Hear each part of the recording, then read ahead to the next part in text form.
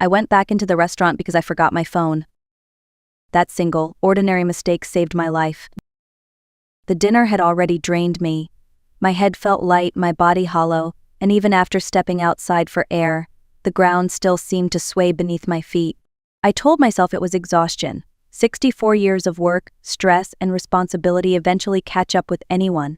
That was what my son kept telling me. My name is Eleanor Whitmore. For more than 3 decades, I built a luxury fragrance house with my own hands. I trained my nose the way an athlete trains muscle: discipline, precision, patience. I trusted my instincts, my craft, and my family, especially my son. That night was supposed to be a celebration, a quiet family dinner, nothing dramatic, nothing worth remembering. But when I pushed the door open and stepped back inside the restaurant, something felt wrong immediately. The noise was gone. No clinking glasses, no soft music, no polite hum of conversation. The dining room was nearly empty, the lights dimmed, chairs already stacked near the walls. It was closing time. I had barely taken 3 steps when a young waitress rushed toward me. Her face was pale, almost gray. Her hands were shaking. She grabbed my sleeve before I could say a word. "Please," she whispered, "you need to come with me, right now." I tried to pull back. I told her I had only come for my phone. I told her I was tired and wanted to go home. She did not answer. Instead, she reached behind her and locked the front door. The sound of the bolt sliding into place echoed far too loudly in the empty room. My heart began to pound. She leaned closer, her voice dropping to a breath. "I know this sounds strange," she said, "but I need to show you something. From the security camera, above your table." Then she looked straight into my eyes, fear and urgency mixed together, and said something that made my knees weaken. "You have to promise me you will not faint." In that moment, I understood this was no longer about a forgotten phone. It was about something that happened while I was sitting at that table. Something my own son did when he thought I was gone. Before that night, I believed I knew exactly who I was. I was not a fragile woman losing her grip on reality. I was not confused. I was not fading. I was Eleanor Whitmore, founder of Whitmore Atelier, a fragrance house built from nothing but discipline and stubborn belief. I did not inherit wealth. I did not marry into power. I started in a rented workspace with cracked windows, secondhand glassware, and formulas written by hand in stained notebooks. While other people slept, I distilled. While others celebrated holidays, I tested batches that failed again and again. My sense of smell was not a hobby, it was my livelihood. It was how I paid my staff, how I fed my child, how I survived. To me, scent was memory. Jasmine was summer evenings, vetiver was wet soil after rain. Cedar was safety. I could smell fear in a room. I could smell dishonesty on a person long before they spoke. And for years, that gift never failed me. I raised my son alone after his father passed. Jason grew up in my lab, playing under worktables, learning the difference between orange blossom and narrowly before he could properly write his name. I believed exposure alone would give him respect for the craft. I was wrong. As he grew older, Jason lost interest in creation. He liked meetings, titles, applause. He liked the image of success far more than the work behind it. Still, I trusted him. He was my son. Blood mattered to me then. When the symptoms started, I blamed myself. First, it was fatigue, then congestion, then moments of dizziness. I dismissed them. Stress does strange things to the body. Everyone told me so. Jason told me so. When I failed to recognize a familiar blend in the lab, panic crept in. When coffee smelled like nothing, shame followed. When my own perfume felt empty on my wrist, fear finally arrived. I began to wonder if my time was over. That was when Jason stepped in more firmly. His concern grew louder, his suggestions more persistent. He spoke softly, patiently, the way people speak to someone they believe is already slipping away. And slowly, dangerously, I began to believe him. I did not know then that what felt like decline was not nature. It was design. From the outside, Jason looked like the perfect son. He called every morning, he checked my calendar, he reminded me to eat, to rest, to cancel late nights in the lab. His voice was always calm, always measured, always reasonable. Anyone watching us would have thought I was lucky. Even I thought so. Melissa, his wife, played her role just as well. She never raised her voice, never rushed me. She chose her words carefully, wrapping every suggestion in concern. She would touch my arm lightly when she spoke, as if grounding me. They never said you are weak. They said you deserve peace. They never said you are failing. They said you have already given enough. At dinner, Jason would lean forward and lower his voice, as if sharing a secret meant only for us. Mom, you do not need to prove anything anymore. You built something incredible. Let us help you protect it. Protect it.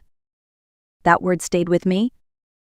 Melissa would follow, nodding slowly. Stress accelerates aging, Eleanor. You have nothing left to fight. Why carry the burden alone when family is here? Family.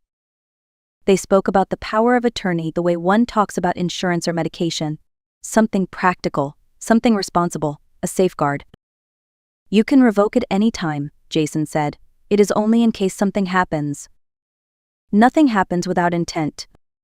They spoke of coastal air, quiet mornings, long walks, a smaller home, fewer decisions. They framed it as mercy, not removal. I felt myself shrinking. Not because they pushed, but because they waited. They let doubt do the work. They let my fear grow in the silence between sentences. When I hesitated, they did not argue. They smiled. They told me to sleep on it. And I did. At night, alone, I replayed every mistake I had ever made, every batch that failed. Every time my nose betrayed me recently, I wondered if my success had an expiration date. That was the cruelest part. They never had to lie outright. They only had to guide me toward the conclusion they wanted. By the time I agreed to sign the papers, I felt relieved. Relieved to stop fighting. Relieved to stop doubting myself. Relieved to let go. I did not yet understand that relief was exactly what they were counting on. Because while I believed my body was failing me, someone very close to me was making sure it did. And smiling while he did it. The waitress led me down a narrow hallway behind the dining room. My legs felt weak, but my mind was strangely alert. Fear has a way of sharpening certain senses even when others fail. She stopped in front of a small storage room and opened the door just enough for us to slip inside. Boxes of napkins were stacked against the walls. Cleaning supplies lined the floor. In the corner, a small monitor glowed faintly. She shut the door and locked it. I remember thinking how absurd it was. A woman who owned a company worth millions standing in a storage room, heart racing, because a stranger had asked her not to faint. My phone lay on the table beneath the monitor, but she did not hand it to me. Instead, she turned the screen toward me. "This is from 20 minutes ago," she said quietly. "From the camera above your table." The image was grainy, black and white. I saw myself on the screen, rising from my chair, pushing it back slightly as I excused myself. I watched myself walk out of the frame. Jason and Melissa remained seated. The moment I disappeared, Jason changed. The gentle posture vanished. The concerned tilt of his head disappeared. He leaned back, glanced around quickly, and reached into the inside pocket of his jacket. My breath caught. He pulled out a small clear vial. Not a prescription bottle, not anything a doctor would give. A laboratory ampule. I watched as he uncapped it with practiced ease. Melissa shifted closer, her body blocking the view from the servers passing nearby. She laughed at something he said. They looked relaxed, comfortable. Jason tilted my wine glass. The clear liquid vanished into the red wine. I grabbed the edge of the table beside me to keep from collapsing. My own son had just poisoned my drink. But the footage continued. Jason leaned forward, his shoulders hunching.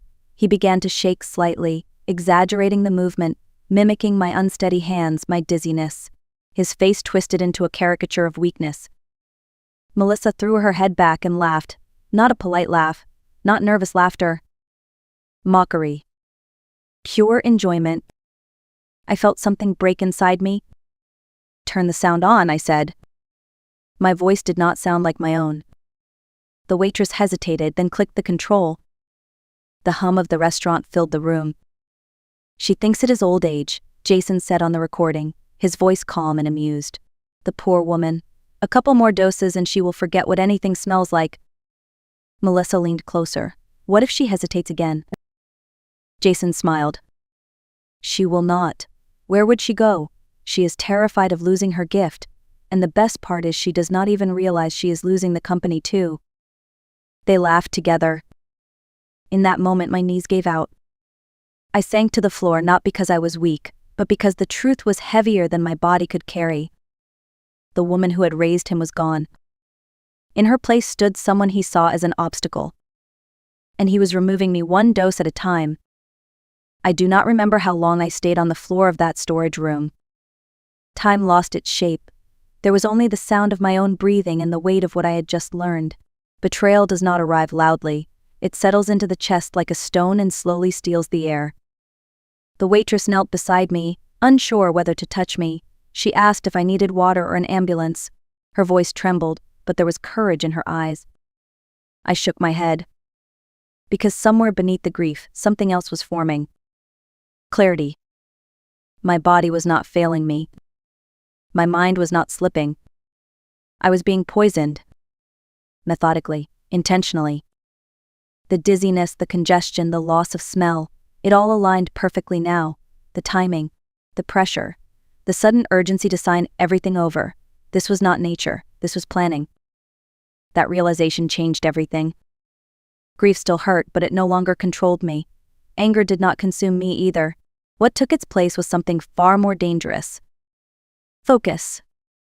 I stood up slowly. My legs were steady again. My hands no longer shook. I thanked the waitress. I gave her cash, not as payment but as gratitude. I asked her to stay silent, to tell anyone who asked that I had simply forgotten my phone. She agreed without hesitation. When I stepped outside, the night air felt different. I still could not smell it, but I understood why now, and that meant it could be reversed.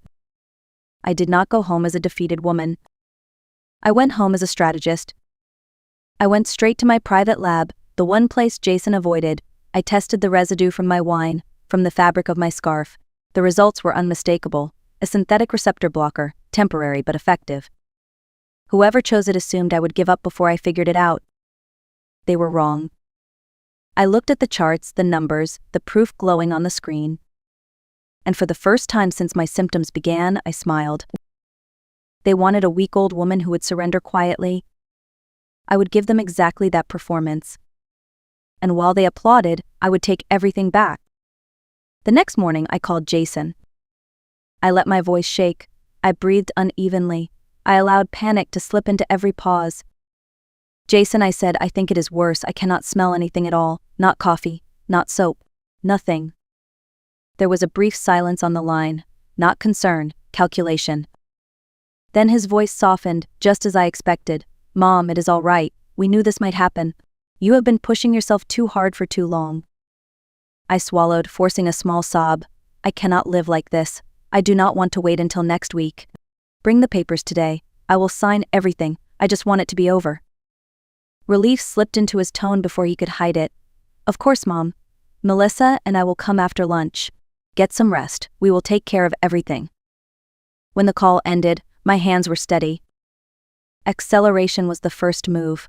I removed his time to think. People make mistakes when they believe they have already won. I did not eat anything in the house that day. Instead, I threw out every open container, every supplement Jason had ever given me. In the back of a cabinet, I found them. Small clear vials identical to the one I saw on the screen. The same substance, the same label. I documented everything. Then I contacted the only man I trusted completely, Henry Cole. He had supplied rare raw materials to my company for decades. He knew my inventory better than anyone alive. That night, under cover of darkness, his trucks arrived. Every barrel of aged oil, every sealed essence, every irreplaceable formula was quietly moved to a secure location, known only to us. What remained in the warehouse was harmless liquid, carefully tinted and sealed, indistinguishable to anyone who did not truly understand scent. By the time Jason and Melissa arrived at my house that afternoon, I was wrapped in a shawl, hunched slightly in my chair, playing the role they expected. I dropped a pen. I confused words. I apologized too much. They exchanged satisfied glances. They thought they were watching the end of me. In reality, they were standing on a stage. And the final act had already been written. The board meeting took place on Friday morning. Jason insisted on driving me himself. He kept glancing at me from the corner of his eye, checking for signs of confusion, weakness, collapse. I gave him what he wanted: slow movements, a distant gaze, silence. The conference room was already full when we arrived. Long polished table, leather chairs, men in gray suits who smelled of money and impatience. Representatives from Blackridge Industrial Group sat on one side, their expressions cool and detached. To them, I was not a person, I was a signature. Jason rushed ahead of me, eager to control the room. He pulled out the documents, laid them neatly in front of my chair, and placed a pen in my hand. "Just sign here, Mom," he whispered. "Then we can all relax?" I looked down at the papers but did not move. "Before I sign," I said slowly, "there is something I must do." Jason stiffened. The executives exchanged annoyed glances. "This will only take a moment," I continued. "It is a tradition in my company, one my father followed, and his father before him." I reached down and lifted a small case onto the table.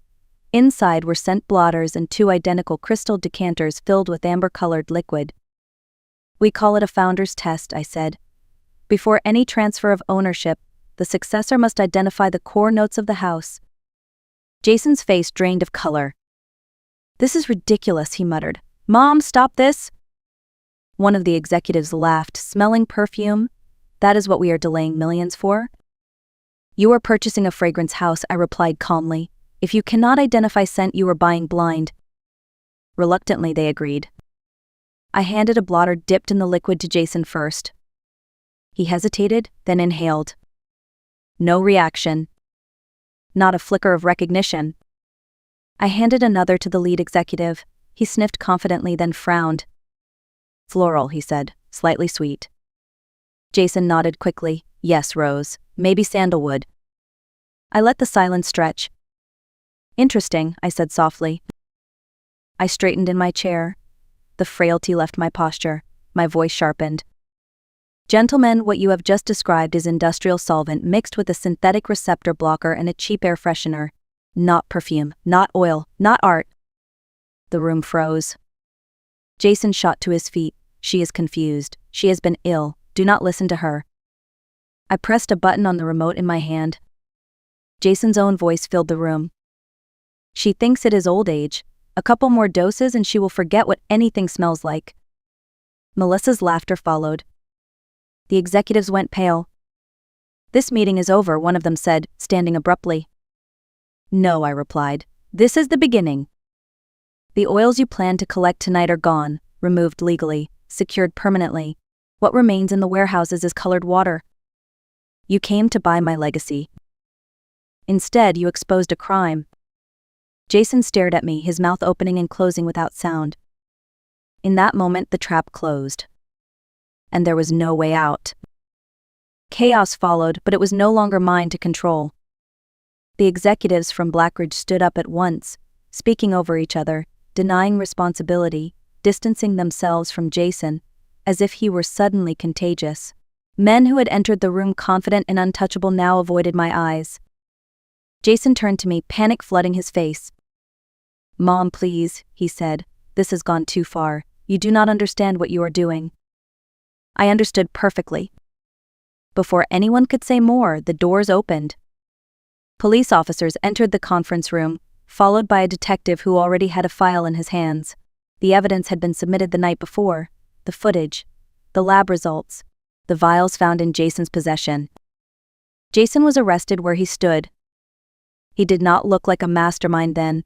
He looked small, cornered, furious in the way only someone caught in their own cruelty can be. Melissa never spoke to me again. She left the building without a word and filed for divorce within weeks. Blackridge Industrial Group withdrew overnight. Their stock collapsed as investigations began.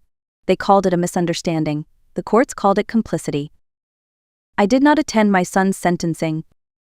Some doors once closed do not need to be reopened. Justice did not bring peace, but it brought truth. And that was enough to breathe again. I returned to the lab the following Monday. The silence there was different from before. It was no longer oppressive. It was clean, honest. I ran my fingers over glassware, over old notebooks filled with handwriting only I could still recognize. That was where Lily found me. She no longer wore a server's uniform. She stood awkwardly in the doorway, unsure whether she belonged there.